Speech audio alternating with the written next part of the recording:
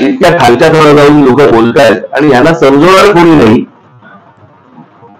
ज्या महाराष्ट्रातले ज्याला बुजुर्ग म्हणावं तेच त्यांच्या आरी लागलेले आहेत. यावर अजून पुढे काय बोलायचं. आणि मला असं वाटतं ही जबाबदारी साहित्यिकांनी हातामध्ये घेणं गरजेचं आहे. साहित्यिक संमेलन होत राहतील, पुस्तकं येत राहतील, आम्ही वाचत राहू, पुढे जात राहू. पण ज्याला आपण अशा प्रकारची एक सामाजिक चळवळ ही साहित्यिकांनी उभी करणं मला खूप महत्वाचं वाटतं, गरजेचं वाटतं. की या सगळ्या ह्याच्यामध्ये काय झालंय आता, की ज्या प्रकारची भाषा राजकारणामध्ये येत चाललेली आहे, भविष्यातली जी लहान लहान मुलं जी आहेत ज्यांना राजकारणामध्ये यायची इच्छा आहे त्यांना वाटते हे राजकारण, ही भाषा म्हणजे राजकारण. आणि आता काय झालंय की या सगळ्या चॅनलवाले यांनी खरं तर याचं म्हणजे महाराष्ट्राचं अधपतन होण्याचं सगळ्यात मोठं जर काही श्रेय कोणाला जात असेल तर या लोकांना जातं. कारण जे लोक वाटतं ते बोलतात ते लोक दाखवतात. यांनी ज्या दिवशी दाखवायचं बंद करतील त्या दिवशी हे सगळं बंद होईल. पण मला असं वाटतं की या राजकारणाला कुठेतरी एक चार खडे देऊन सुनावण्याचं काम साहित्यिकांनी भविष्यामध्ये करावं.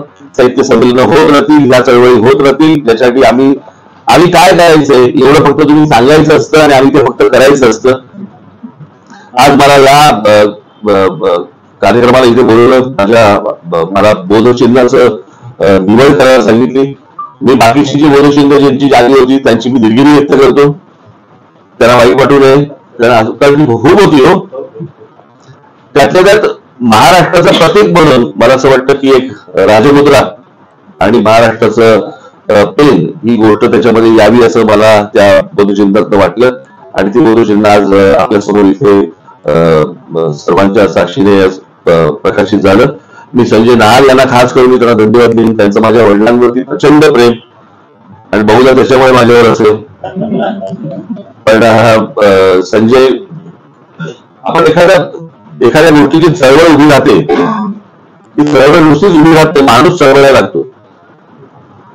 तसं संजय नाहर हा स्वतः माणूस चळवळ आहे आणि त्याच्यातनं आज त्याची एक मोठी संस्था काश्मीर पासून अनेक ठिकाणी काम करते. मी संजय यांना मनपूर्वक धन्यवाद देईन, त्यांचे आभार मानेन की मला त्यांनी आजच्या या कार्यक्रमासाठी म्हणून ऐतिहासिक वास्तूमध्ये मला या सगळ्या मला बोलवलं, त्याबद्दल मी त्यांचे आभार मानतो. सर्व साहित्यिकांनी मला इथे हसून स्वागत केलं त्याबद्दल मी त्यांचं सर्वांचे मी आभार मानतो. आमच्याकडनं फार त्रास होणार नाही भविष्यामध्ये याची मी तुम्हाला माझ्याकडनं खात्री आपल्या सर्वांची विरोध घेतो. धन्यवाद. जय हिंद, जय महाराष्ट्र.